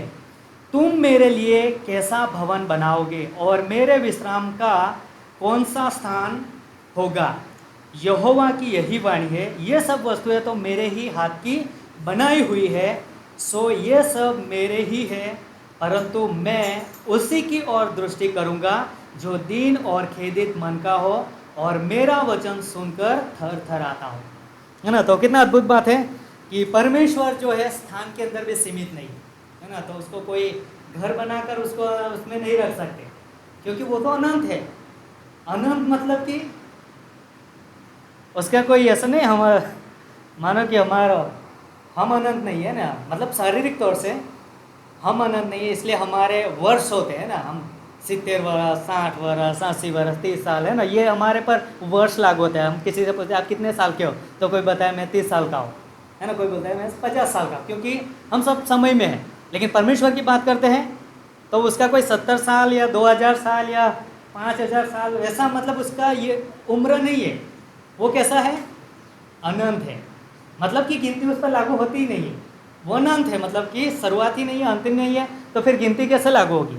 वो अनंत है ना, बहुत विशाल और महान है। तो क्या वो विशाल परमेश्वर हाथ के बनाए हुए मंदिर में रह सकता है? नहीं रह सकता, है ना, वो स्थान के अंदर नहीं आ सकता। लेकिन फिर भी एक अद्भुत बात है कि उस अनंत परमेश्वर ने विश्वासी के अंदर रहना पसंद किया। और ये कितना अद्भुत बात है। इसलिए बाइबल कहती है कि क्या तुम नहीं जानते तुम्हारी देह पवित्र आत्मा का मंदिर है ना? परमेश्वर हम में वास करता है, यीशु मसीह हमारे अंदर रहता है। और ये कितना अद्भुत बात है कि परमेश्वर कोई भवन में रहना नहीं चाहता है ना, किसी चीज़ों में रहना नहीं चाहता है, लेकिन फिर भी वो अनंत है, लेकिन फिर भी वो अपनी एक मोहर, अपनी एक छाप, है ना, वो हमारे अंदर वो खुद उपस्थिति मतलब कि दिखाता है ना, दर्शाता है कि वो हमारे अंदर वास करता है। सोचो, वो अनंत परमेश्वर, और ये कितना अद्भुत बात है। और जब अनंत परमेश्वर की बात करते हैं तो वो सबका मालिक है ना, सबका प्रभु है, क्योंकि सब कुछ उसने बनाया। लेकिन फिर भी सोचो कि इस संसार में वो लोगों को, पापियों को बचाना चाहता है ना, और फिर भी मतलब कि वो परमिशन लेता है कि क्या यूहन्ना हम पढ़ते हैं ना, सॉरी, प्रकाशित वाक्य उसका 3रा अध्याय 20वीं पंक्ति, तो वहाँ पर क्या लिखा है कि देखो मैं द्वार पर खड़ा हुआ खटखटाता हूँ, और जो कोई मेरी आवाज़ सुनता है और द्वार को खोलता है तो मैं उसके भीतर आऊँ। सोचो, वो परमेश्वर, अनंत परमेश्वर, उसने ही सब कुछ बनाया। लेकिन उसकी नम्रता के बारे में सोचो कि वो परमिशन फिर भी मनुष्य से मांगता है कि क्या मैं आपके हृदय में आ सकता हूँ? मालिक हो तो क्या करेगा? जबरदस्ती हो तो आ जाए जबरदस्ती घर में आ जाएगी, है ना। मालिक होते, घर के मालिक होते तो किसी को पूछने की जरूरत है, बच्चे भी नहीं पूछते, वो तो तुरंत दम। लेकिन परमेश्वर सोचो, फिर भी वो, उसने हमें स्वेच्छा दिया है ना, उसका वो उल्लंघन नहीं करता, मतलब वो हमें इतना आदर सम्मान देता है ना, और ये अद्भुत बात है। तो कहने का मतलब यही था कि परमेश्वर को स्थान को लेके भी सीमित नहीं कर सकते, और परमेश्वर किसी वस्तु को लेके भी सीमित नहीं कर सकते, किसी वस्तु के द्वारा भी उसको दर्शाया नहीं जाता ना। इसलिए किसी वस्तु मतलब कि कोई भी वस्तु हो सकती है ना। इसलिए बाइबल कहती है कि परमेश्वर का कोई मूर्ति नहीं होता है ना। क्यों? क्योंकि अनंत परमेश्वर है। तो मूर्ति, मानो कि ये एक लकड़ी है, क्या लकड़ी से पता चलेगा परमेश्वर अनंत है, कैसा उसका प्रेम है, वो सब बुद्धि कहाँ से इधर से बुद्धि मिलेगा? मजाक नहीं, लेकिन एक सीरियसली बात है ना, समझने वाली। तो क्या हमें पता चलेगा यहाँ से? लकड़ी नहीं दर्शा सकता। और इसलिए बाइबल कहती है कि तू किसी की भी मतलब की वस्तुओं की मूर्त मत बना ना, मेरी प्रतिमा की। परमेश्वर ने बाइबल में निर्गमन 20वें अध्याय में साफ साफ मना कर दिया कि मेरी प्रतिमा मत बनाना है, क्योंकि परमेश्वर को किसी ने देखा ही नहीं है, तो कैसे वो उसको बताएगा कि परमेश्वर ऐसा दिखता है? किसी ने नहीं देखा है। हाँ, यीशु मसीह मानव बना था, तो इजराइल में यीशु मसीह थे मानव देह में, तो लोगों ने देखा है, लेकिन मूर्ति बनाना मना है। है ना। तो इसलिए मतलब कि वो समय और स्थान और चीज़ों के द्वारा नहीं दर्शाया जाता। तो ये अद्भुत परमेश्वर है और अद्भुत है। तो जब हम अनंत परमेश्वर के बारे में बात करते हैं, तो अनंत परमेश्वर के बारे में जब हम बात करते हैं तो वो किसी चीज़ में सीमित नहीं है ना। चाहे समय के अधीन में नहीं है, चाहे वस्तु के अधीन में नहीं है और स्थान के अधीन में नहीं है, वो उसके ऊपर है। तो ये घटनाएं हम बाइबल में बहुत सारी हमें देखने को मिलता है। क्या आग परमेश्वर को दबा सकता है? नहीं, है ना। 3 लड़के हिब्रू, सदरक मेशक अबेदनगो, जब उनको आग की भट्टी में डाल दिया तो वहां पर कौन उपस्थित हुआ? परमेश्वर, है ना, यीशु मसीह, बराबर वहां पे उपस्थित हुए। लेकिन क्या आग ने परमेश्वर को दबा दिया? नहीं, क्योंकि वो उससे भी महान है। इसकी वजह से तो उन लोग भी नहीं जले, है ना। सदरक मेशक और अबेदनगो, उसके बाल, उसके कपड़े, कुछ भी नहीं जला, क्योंकि अनंत परमेश्वर उसके साथ है। तो मतलब किसी के द्वारा भी उसको दबाया नहीं जाता, है ना। और ये अद्भुत बात है कि उसको जेल में भी बंद नहीं किया जा सकता उस परमेश्वर को, है ना। वो स्वतंत्र है वो, और इस दुनिया में ऐसा कोई भी हथियार नहीं है जो परमेश्वर के ऊपर चल सके, है ना। कोई बना भी नहीं, कोई बनेगा भी नहीं, कोई होगा नहीं, ऐसा कोई हथियार ही नहीं है जो परमेश्वर के मतलब कि चलो परमेश्वर को मिटा दे, उसके ऊपर चलाए, वैसा कोई हथियार है ही नहीं, है ना। तो ये अद्भुत बात है कि ये अनंत परमेश्वर को लेके बात करें ना, कि उसके ऊपर ये सारी चीज़ें नहीं चल सकती, ना। मतलब वो बंधन में नहीं आ सकता है, कोई उसे दबा नहीं सकता है ना, कोई उसे रोक नहीं सकता है, कोई उसे बांध नहीं सकता है, क्योंकि वो परमेश्वर जो है वो आत्मनिर्भर है। आत्मनिर्भर मतलब कि वो खुद में ही सब कुछ है, उसे किसी की ज़रूरत नहीं है। उसको ये ऐसा मतलब आत्मनिर्भर मतलब पता है ना, आत्मनिर्भर जानते हो ना सब लोग। आत्मनिर्भर मतलब कि खुद में ही सब कुछ है वो, है ना। उसको किसी की ज़रूरत नहीं, उसको ये सृष्टि की भी ज़रूरत नहीं थी, है ना। कि ऐसा ही नहीं था कि परमेश्वर बहुत बोरिंग हो रहा था, बहुत कंटाल रहा था, बहुत उब रहा था, तो उसने सोचा ये अब मैं समय कैसे प्रसार करूँ, है ना, मुझे चलो कुछ करने दो, वैसा नहीं था, है ना। कई बार हम होते हैं ना, कुछ काम नहीं होता तो हम लोग उब जाते हैं ना, कंटाल जाते हैं, कुछ ना कुछ हम फिर कार्य करने लगे। लेकिन परमेश्वर के लिए ऐसा कुछ नहीं है ना। वो अपने आप में सब कुछ है। तो उसने जब सृष्टि को बनाया तो इसलिए नहीं बनाया कि वो बोरिंग हो रहा था या तो कंटाल रहा था, इसलिए नहीं बनाया, लेकिन उसने अपने प्रेम की वजह से बनाया, है ना। और ये अद्भुत उसका प्रेम है, और इसलिए प्रेम उसका दर्शाया जाता है क्योंकि वो आत्मनिर्भर है ना। परमेश्वर अपने आप में पूर्ण है, पूर्ण मतलब कुछ भी कमी नहीं है, और कुछ भी उसमें से निकल नहीं सकता, कुछ भी उसमें जोड़ा भी नहीं सकता, है ना। मतलब पूर्ण है, और इसलिए उसको किसी की भी ज़रूरत नहीं, किसी की मतलब मनुष्य की भी ज़रूरत नहीं है। लेकिन फिर भी सोचो कि उसने अपने प्रेम के खातिर बनाया, और प्रेम के खातिर ही उसको बचाया, और प्रेम के खातिर ही वो बलिदान हुआ। और ये कितना अद्भुत मतलब उसका प्रेम है जो अनंत परमेश्वर उस तरीके से दर्शाता है। तो अद्भुत है ये परमेश्वर के बारे में कि वो अनंत है, और उस परमेश्वर में हम बहुत सारी चीज़ें सोच सकते हैं, है ना। वो परमेश्वर के बारे में जब हम बात करते हैं तो वो अनंत परमेश्वर कभी थकता नहीं है, थकता है वो परमेश्वर?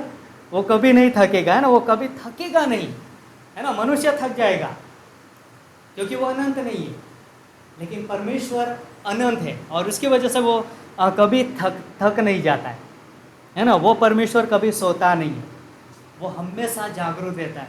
ऐसा नहीं कि उसने मनुष्य को बनाया, है ना, सृष्टि बनाई, मनुष्य को बनाया, और परमेश्वर फिर, है ना, कई हजारों करोड़ों साल तक सो गया, ऐसा नहीं है ना। हम सोचे कि ये धरती पर बहुत कुछ हो रहा है ना, इतनी सारा तूफान आ रहा है, बाढ़ आ रही है, ये सब हो रहा है ना, बहुत सारा जुल्म हो रहा है, बहुत चीज़ें हम सोच सकते हैं। तो हम सोचेंगे क्या परमेश्वर ये मतलब देखते नहीं होंगे, सुनते नहीं होंगे, तो सोचते होंगे कि शायद वो सो तो नहीं गए अच्छी नींद लेके। वैसा नहीं है ना। वो अनंत परमेश्वर, उसको नींद नहीं आती, वो सब कुछ देखता है, लेकिन वो होने देता है। और होने क्यों देता है? उसमें भी वो अपना मकसद उद्देश्य पूरा करता है ना। जैसे रोमन 8:28 कहता है ना कि परमेश्वर सारी बातों को भलाई में उत्पन्न करता है ना। तो इसलिए हमें मसीह होने के नाते हमें याद रखना है कि हमारे जीवन में कोई भी बातें घटती क्यों ना हो, है ना, चाहे परिस्थितियों हो, समस्या हो, कुछ भी हो जो हमारे से हल ना हो, और हम उन चीज़ों से गुजरते हो, तो हमें अनंत परमेश्वर पे भरोसा रखना है कि परमेश्वर सब कुछ सही करेगा, है ना। और जब परिस्थितियाँ होती है तो परिस्थितियों में हम परमेश्वर को जान सकते हैं। परिस्थितियों को नहीं जानना है, लेकिन परमेश्वर को जानना है कि वो अनंत परमेश्वर कितना महान है, और वो परमेश्वर हमें बहुत कुछ सिखाएगा, और वो हमारा जीवन को इस्तेमाल करेगा इस खोए हुए संसार को बचाने के लिए। और ये अद्भुत बात है, और इसलिए परमेश्वर हमेशा जागरूक है। उसको पता है हमारे जीवन में क्या हो रहा है ना, हमारे हृदय की बात, वो गहरी बातों को भी वो जानता है, और इसलिए वो अद्भुत और महान है। और इसलिए वो थकता नहीं है, वो सोता नहीं है ना, वो कभी तनाव में कि चिंता में नहीं चला जाता परमेश्वर, क्योंकि वो गड़बड़ी नहीं करता है ना। और इसलिए मतलब वो कोई तनाव में, कोई चिंता में नहीं जाता। और वो परमेश्वर अफसोस भी नहीं करता है ना। अफसोस मतलब कि पछताना, कुछ हमसे गलती हो जाती तो हम नहीं पछताते एकदम, अरे यार मेरे से कैसे हो गया, नहीं करना था लेकिन हो गया, हम पछताते उन चीज़ों को लेके। लेकिन परमेश्वर जब कुछ चीज़ें करता है, कुछ कहता है या कुछ बोलता है या कुछ बनाता है, तो उनसे वो पछताता नहीं है। क्यों? क्योंकि वो अनंत है, उसको तो सब पता है ना। उसको तो अंत में क्या क्या होने वाला है वो तो पहले से ही पता है। जो चीज़ें बनाई नहीं वो चीज़ें क्या कैसी होने वाली वो तो पहले से उसको पता है। तो उसके लिए मतलब कि कोई ये नहीं है, पछताने की वाली बात नहीं है ना। और उसको कोई सरप्राइज़ नहीं दे सकता है कुछ छुपा के गए ना, हम इंसानों में ऐसा करते हैं कि चीज़ें हम छुपा के जाते और एकदम सरप्राइज देते हैं ना, कि देखो देखो मैं क्या लेके आया ना, जिन्होंने देखा नहीं तो वो थोड़े अचंभित रहेंगे ना थोड़ा, और फिर जब हम बताएंगे तो वो चकित हो गया, अरे आप मेरे लिए ये लेके आए। तो परमेश्वर के लिए ऐसा सरप्राइज नहीं है, भले आप कितना भी छुपा दो, परमेश्वर को पता है कि आप क्या लेके आए, है ना, वो जानता है। तो ये एक अद्भुत बात है, क्योंकि वो अनंत परमेश्वर है और इसलिए उसके लिए कोई सरप्राइज नहीं है ना, कोई चीज़ छुपी हुई नहीं है, और वो पछताता भी नहीं है। और अनंत परमेश्वर कभी पुराना नहीं होता है ना। क्या नहीं होता है? पुराना।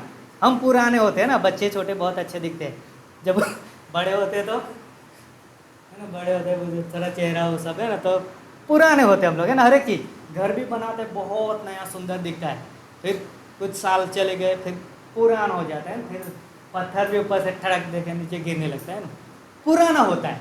लेकिन जब हम परमेश्वर की बात करते हैं तो वो पुराना होने ही वाला नहीं, वो तो अनंत है, वो जैसा था वैसा ही हमेशा रहेगा। इसलिए बाइबल कहती है यीशु मसीह कल आज और युगानुयुग एक सा है ना, वो कभी नहीं बदलता। और ये कितना अद्भुत बात है कि परमेश्वर कभी नहीं बदलता, और ये परमेश्वर अनंत है, इसलिए वो कभी मरता भी नहीं है ना। हम मरते हैं, हम क्यों मरते हैं? क्योंकि हम अनंत नहीं है, हम समय के अंदर है, इसलिए हम मरते। लेकिन परमेश्वर कभी मरता नहीं है ना, वो मृत्यु से स्वतंत्र है। और जैसे हमने वो बात किया था ना, पहला तीमुथियुस उसका 6 अध्याय 16वीं पंक्ति, कि परमेश्वर अमरता में वास करता है ना, वो अमर है, अनंत है, तो वो कभी मरता नहीं। और उस परमेश्वर पे हमने विश्वास किया है, और इसलिए आज हम कहते हैं कि अनंत जीवन है ना, अमर जीवन हमने पाया, इसलिए हम भी नष्ट नहीं होने। शरीर मरेगा लेकिन प्राण और आत्मा कभी नष्ट नहीं होना है ना। और एक समय आएगा कि परमेश्वर शरीर को भी जिलाने वाला है ना, और उसे प्राण और आत्मा को वापस जोड़ेगा। और इसलिए बाइबल कहती है कि इस पुनरुत्थान जीवन उसको बोलते हैं ना। जैसे यीशु मसीह मुर्दों में से जी उठा तीसरे दिन, लाजरस जी उठा, लाजरस का शरीर अलग था, यीशु जी उठा, उसका शरीर अलग था अलग है ना, क्योंकि लाजरस वो उसी शरीर में था।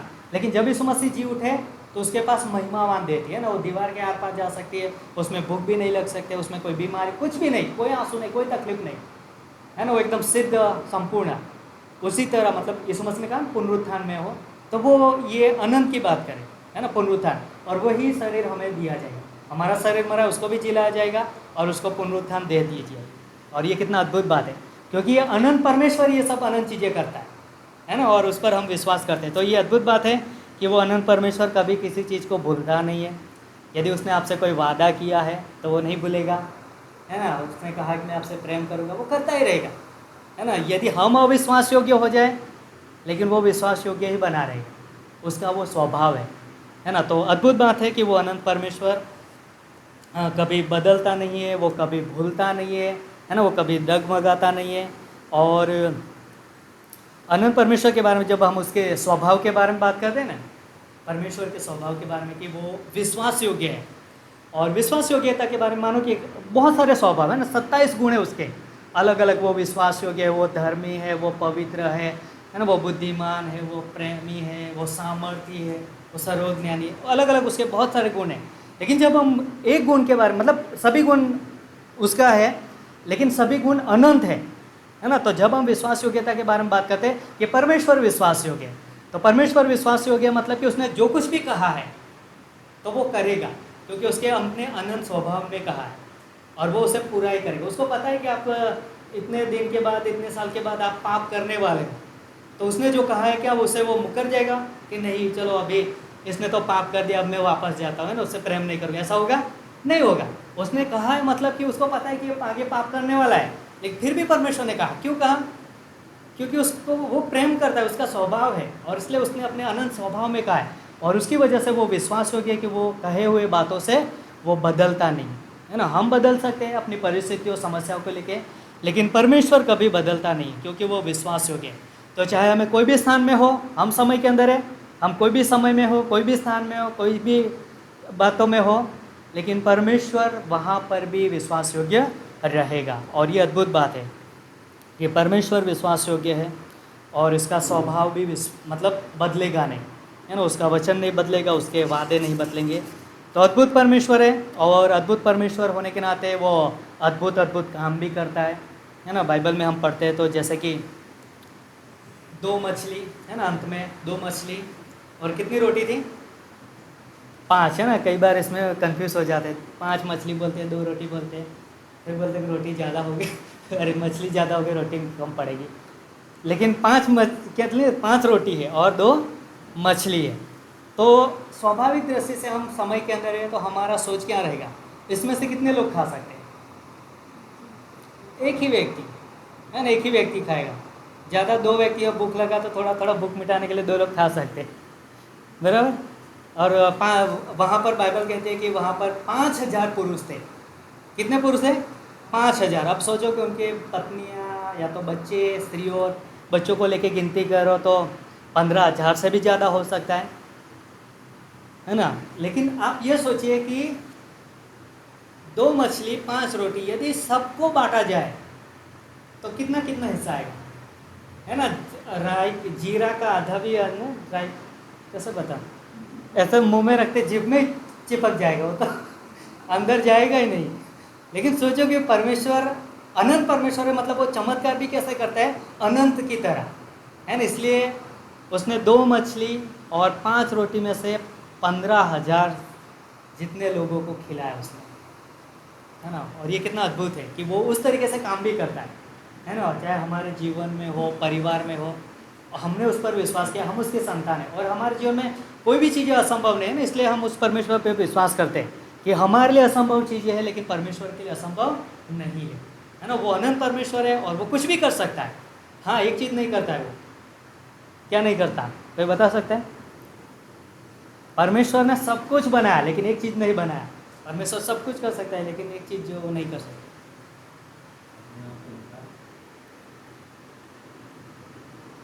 हाँ, वो अपने आप का इनकार भी नहीं कर सकता। मेन चीज, मतलब उसी चीज़ से, मेन चीज़ से जुड़ी है जो परमेश्वर ने कभी बनाया ही नहीं।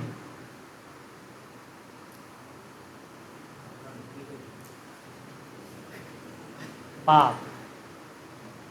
क्या परमेश्वर ने पाप को बनाया? नहीं बनाया, है ना। पाप की शुरुआत परमेश्वर ने नहीं की। पाप किसने किया?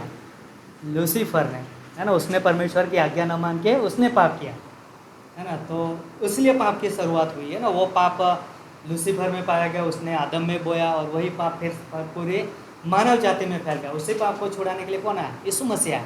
तो परमेश्वर पाप नहीं करता, है ना। और ये अद्भुत बात है कि वो परमेश्वर कभी पाप नहीं करता, है ना। और इसलिए क्योंकि उसने वो नहीं बनाया, तो इसलिए मतलब कि परमेश्वर सब कुछ कर सकता है, लेकिन पाप नहीं करता, है ना। क्योंकि वो उसके स्वभाव के साथ मेल नहीं खाता है, क्योंकि वो पवित्र और भला परमेश्वर। तो अद्भुत है कि वो अद्भुत चमत्कार करते हैं ना, अलौकिक अनंतकाल जैसे चमत्कार करते हैं। तूफान को रोकना, पानी के ऊपर चलना, मरे हुओं को जिलाना, तो अद्भुत बात है। तो परमेश्वर अद्भुत है, अनंत है, और अनंत में उसके बहुत सारे गुण हैं। और सोचो कि परमेश्वर सत्य, मतलब परमेश्वर के जितने भी गुण हैं, है ना, कोई भी गुण ले लो, चाहे वो बाइबल कहती है वो सत्य है, उसका एक गुण है ना। परमेश्वर प्रेमी है, उसका गुण है। तो सोचो कि वो परमेश्वर अपने अनंत परमेश्वर है, उसका गुण भी अनंत है, तो उसमें कुछ भी कम नहीं होगा, कुछ भी बढ़ेगा नहीं, और सभी गुण एक समान अनंतता में काम करते हैं, है ना। तो ये एक अद्भुत बात है। और इसलिए जब हम सोचते हैं कि परमेश्वर सत्य है, और सोचो कि यदि वो कम सत्य होता तो क्या होता? परमेश्वर यदि थोड़ा कम सत्य होता तो क्या होता? वो झूठ बोल सकता था, है ना। परमेश्वर यदि थोड़ा कम सत्य होता तो झूठ बोल सकता था। यदि परमेश्वर थोड़ा धीरजवन होता तो आदम को कभी माफ़ नहीं करता, उसको नरक ही भेज देता, है ना। लेकिन फिर भी परमेश्वर ने सब कुछ उपाय करके रखा, मतलब वो धीरजवंत है ना, मतलब उसके गुण अद्भुत है ना। वो न्यायी है ना, और अद्भुत न्याय करता है। वो सामर्थ्य है, इसलिए अद्भुत सामर्थ्य, मतलब उसका गुण है ना सामर्थ्य, वो समाशील, वो अनुग्रहकारी। तो ये अद्भुत बात है। तो ये अनंत परमेश्वर को हमें जानना चाहिए। क्यों जानना चाहिए? क्योंकि उसने अपने आप को प्रकट किया है ना, और हमें जब बनाया है तो उसने वैसा बनाया है अपने स्वरूप और समानता में, ताकि हम उसको जान सकें, है ना। उस अनंत परमेश्वर को हम पूरी तरह से नहीं जान सकते, लेकिन जितना जानना चाहे उसने उतना हम पर प्रकट किया है। तो बाइबल है पूरी, उसके ये सब स्वभाव के बारे में बाइबल ही बताती है ना, और बाइबल से हम जान सकते हैं। तो ये एक अद्भुत बात है कि परमेश्वर अनंत है, और उस अनंत परमेश्वर पर हम विश्वास करते हैं। और पहले जब हम विश्वास नहीं करते थे तो हमारे जीवन का कोई मकसद नहीं था, हम खोए हुए थे, हम मरे हुए थे, हम नरक के लायक थे। लेकिन जब हमने यीशु मसीह पर विश्वास किया तो हमारा जीवन बच गया। हमारे पास अनंत जीवन, पुनरुत्थान जीवन है। हम अनंत में जाने वाले, अनंत में रहने वाले हैं, जहाँ पर परमेश्वर वास करता है ना। और वो एक अद्भुत बात है। तो इसलिए हमारे पास अब क्या है? एक मकसद है, एक उद्देश्य है, और इसलिए हम प्रभु के लिए कोई भी कार्य करते हैं, चाहे छोटा काम करते हैं तो अभी बाइबल कहती है कि परमेश्वर स्वर्ग में, धरती पर तो प्रतिफल देगा वो, है ना, जो भी हम करते हैं देगा। लेकिन नहीं मिला फिर भी कोई बात नहीं, स्वर्ग में अनंत तो इनाम मिलने वाला है ना। जो भी कार्य उसकी महिमा के लिए किया है उसका इनाम मिलेगा। और इसलिए हम हियाव नहीं छोड़ते हैं ना, परमेश्वर की सेवा करने के लिए, उसकी आराधना करने के लिए, उसको महिमा देने के लिए, क्योंकि परमेश्वर अनंत है, और इसलिए सारी महिमा उसको मिलनी चाहिए, सारा आदर उसको मिलना चाहिए, है ना। सब कुछ उसी के लिए और उसी के लिए, क्योंकि हम भी बनाए उसके लिए थे, लेकिन पाप से खो गए थे उससे, लेकिन फिर भी उसने बचाया, और बचाया भी उसके लिए है, उसकी महिमा के लिए, उसकी आराधना के लिए। तो अद्भुत है कि हमारे पास अनंत परमेश्वर है, और उसकी हम संतान हैं, और हमारे पास अनंत सुरक्षा है ना, और उस परमेश्वर की हम सेवा करते हैं। तो अद्भुत है कि हम उस परमेश्वर को जानते हैं, और उसके राज्य के लिए, उसकी महिमा के लिए हम बढ़ते हैं। तो अद्भुत है। तो आइए हम प्रार्थना करते हैं। धन्यवाद देते हैं हमारे जीवित और महान परमेश्वर पिता, हम आपके स्वभाव के लिए धन्यवाद देते हैं कि आप अनंत परमेश्वर हो, आपकी कोई शुरुआत नहीं है, आपका कोई अंत नहीं है।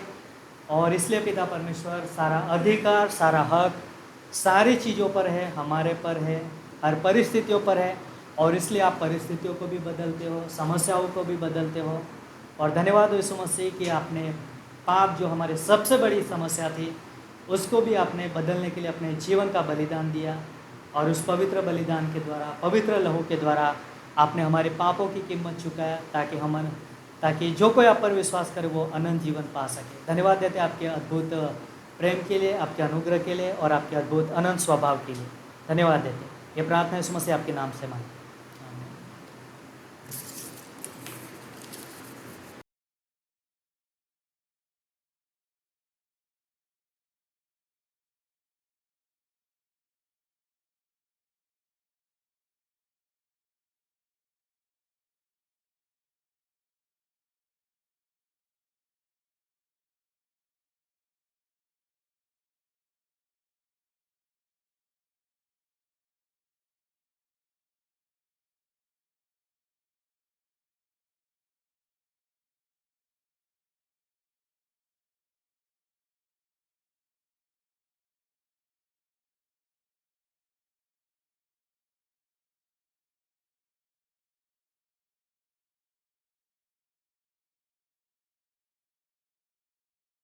में खड़े होते हैं, समय का अंतिम दिन कहेंगे, हे मेरा वही ठिकाना, मेरा यीशु रहता है।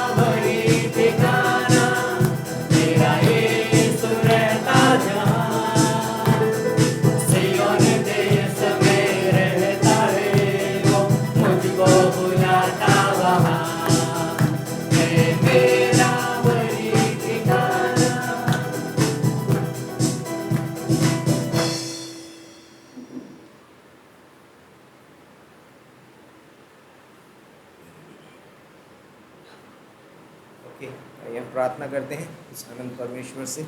वो अनंत है, टाइम स्पेस मैटर वो बाहर है, और इसीलिए वो पुराना नहीं होता ना। हम लोग कपड़ा पहनते पुराना हो जाता है, हमारा शरीर पुराना होता है, दाढ़ी सफ़ेद हो जाती है राइट, सब कुछ बदल जाता है राइट। लेकिन परमेश्वर बदलता नहीं है क्योंकि वो अनंत है। और इसीलिए लाइक एक विश्वासी के लिए बहुत बड़ा प्रिविलेज है, एक सौभाग्य की बात है कि जब एक व्यक्ति यीशु मसीह पर विश्वास करता है, उसको अपने जीवन में अपना उद्धारकर्ता करके ग्रहण कर लेता है, वो उस अनंत परमेश्वर में जुड़ जाता है राइट। क्योंकि बाइबल बताती है कि कलीसिया यीशु मसीह की क्या है, देह है, और हम उसकी देह के अंग हैं। तो यीशु मसीह कभी पुराना नहीं होने वाला राइट। तो एक विश्वासी कभी पुराना नहीं होगा। भले से आज आप अपने आप को शीशे में देख के बोलते हो कि अरे यार मेरा बाल थोड़े सफ़ेद हो रहे हैं, मैं थोड़ा चेहरे पे झुर्रियाँ आ रही हैं, लेकिन जब हम यीशु मसीह में एक दिन जी उठेंगे, है ना, जब हमको पुनरुत्थान देह मिलेगी। क्यों यीशु मसीह हमें पुनरुत्थान देना चाहता है? क्योंकि क्या रीज़न से? क्योंकि इस देह में जो है वो पाप है, और पुनरुत्थान देह में पाप नहीं होगा, और इसलिए उस देह में बहुत खूबसूरती होगी कि जहाँ पर पाप नहीं होता वहाँ खूबसूरती है राइट। तो परमेश्वर हमें एक दिन पुनरुत्थान दे देगा, और हम बहुत खूबसूरत उसमें दिखाई देंगे, और हम अनंत तक उसके साथ में रहेंगे। तो हम लाइक सिर्फ परमेश्वर अनंत नहीं है, जो उस पर विश्वास करता है वो लोग भी उसमें क्या हो जाते हैं, उसका हिस्सा बन जाते हैं, उसकी अनंतता का हिस्सा बन जाते हैं, और हम भी अनंत तक जीवित रहेंगे। तो धन्यवाद देते परमेश्वर का कि वो अनंत परमेश्वर है, और वो अनंत परमेश्वर स्वर्ग का राज छोड़कर इस धरती पे आया और हमारे लिए मनुष्य बना, दीनता और नम्रता का उदाहरण दिया, अधीनता का उदाहरण दिया, ताकि हम भी उसके जैसे चल सकें। इसीलिए फिलिप्पियों के 2:5 में क्या लिखा है, जैसा मसीह यीशु का स्वभाव था वैसा ही तुम्हारा भी स्वभाव। वो अनंत परमेश्वर है, उसके पास किसी चीज़ की कमी नहीं। जैसे यशाया का 66:1 और 2 में पढ़ा था ना, 66:1-2 में कि स्वर्ग मेरा सिंहासन, पृथ्वी मेरे पैरों की चौकी, तुम मेरे लिए कहाँ स्थान बनाओगे ना, किस जगह पे मैं रहूँगा। पर वो परमेश्वर क्या हुआ, चरनी में रहा, हमारे बीच में चला फिरा, पत्थरों पे सोया, है ना राइट। बहुत कुछ उसने कहा, लेकिन अपने आप को क्या किया, उसने शून्य भी किया। और वो परमेश्वर अनंत परमेश्वर है, और इसीलिए लाइक हमारे लिए घमंड की बात नहीं है, हमें भी क्या करना चाहिए, अपने आप को दीन और नम्र करना है राइट। भले से हम अनंत हैं, हम स्वर्ग जा रहे हैं राइट, हम परमेश्वर हैं, लेकिन हम अपने आप को इस धरती पे क्या करते हैं, दीन और नम्र करते हैं, और हम एक उदाहरण बनते हैं राइट दूसरों के लिए, क्योंकि यीशु मसीह हमारे लिए एक अद्भुत उदाहरण बना है। तो आइए हम प्रार्थना करते हैं। परमेश्वर पिता, हम धन्यवाद देते हैं इस खूबसूरत समय के लिए, इस दिन के लिए धन्यवाद देते हैं कि आप अनंत हैं, आप समय से बाहर हैं पिता परमेश्वर, और इसलिए आपकी उम्र घटती बढ़ती नहीं है क्योंकि आप समय के बाहर हैं। धन्यवाद देते हैं आप मटेरियल के बाहर हैं, मैटर वस्तुओं के, भौतिक चीज़ों के पिता परमेश्वर, इसलिए आप कभी पिता परमेश्वर बूढ़े या जवान नहीं होते पिता परमेश्वर, आप वातावरण के बाहर हैं। धन्यवाद देते हैं पिता परमेश्वर, आप उससे श्रेष्ठ हैं, आप महान हैं परमेश्वर, और कोई भी चीज़ आपका नियंत्रण नहीं कर सकती, परंतु आपका नियंत्रण सारी वस्तुओं पर है, क्योंकि आपने सब कुछ को बनाया है पिता परमेश्वर। और कोई भी मनुष्य आपका कॉपी नहीं कर सकता, आपका कॉपी नहीं बना सकता, क्योंकि आप अनोखे हैं, आप एक ही हैं इस दुनिया में, स्वर्ग में, पृथ्वी में। त्रिएक परमेश्वर अनोखा है, उसके जैसा ना कोई था, ना है, ना कोई होगा। धन्यवाद देते हैं, शैतान चाहता है वैसा बनने के लिए, लेकिन वो कभी नहीं बन सकता। धन्यवाद देते हैं आपके अद्भुत अनोखे स्वरूप के लिए पिता परमेश्वर, अद्भुत स्वभाव के लिए। धन्यवाद देते हैं आपकी अनंतता के लिए पिता परमेश्वर। धन्यवाद देते हैं कि आपने उस अनंतता में हमको जोड़ा है। धन्यवाद देते हैं पिता परमेश्वर, आपके चरणों में आते हैं, आपके नाम को ऊँचा उठाते हैं, हमारी कलीसिया को आपके हाथों में सौंपते हैं। और जो लोग भी यहाँ पर हैं पिता परमेश्वर, यदि कोई तकलीफ़ में, परेशानी में है, होने दे पिता परमेश्वर, वो आपको अपने जीवन में स्थान दे सकें और कह सकें कि यीशु मसीह, मैं इसको नहीं निकाल सकता, लेकिन आप कर सकते हैं, आप पर निर्भर हो सके पिता परमेश्वर।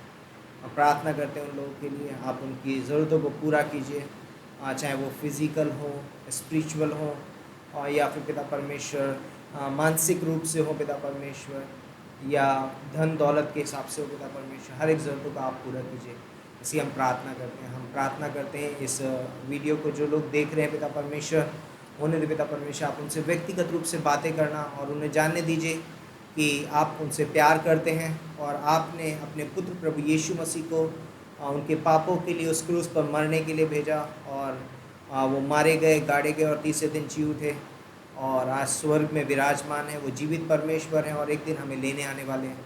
तो होने दे पिता परमेश्वर, वो अपने विश्वास कर सकें और कह सकें कि यीशु मसीह मैं पापी हूँ और मैं खुद को नहीं बचा सकता। मैं विश्वास करता हूँ कि आप मेरे लिए मारे गए, गाड़े गए और तीसरे दिन जी उठे। आप मेरे उद्धार करता हैं, आप मेरे जीवन में आइए, मुझे अपना पुत्र अपनी पुत्री बनाइए। मैं आपके पीछे चलना चाहता हूँ। होने दे पिता परमेश्वर, लोग आप पर विश्वास करें और अनंत जीवन के भागी हो सके। पिता परमेश्वर धन्यवाद करते हैं, सारा आदर मान में मैं आपको देते हैं। प्रार्थना हमारे उद्धार करता प्रभु यीशु मसीह के नाम से मांगते हैं, आमीन।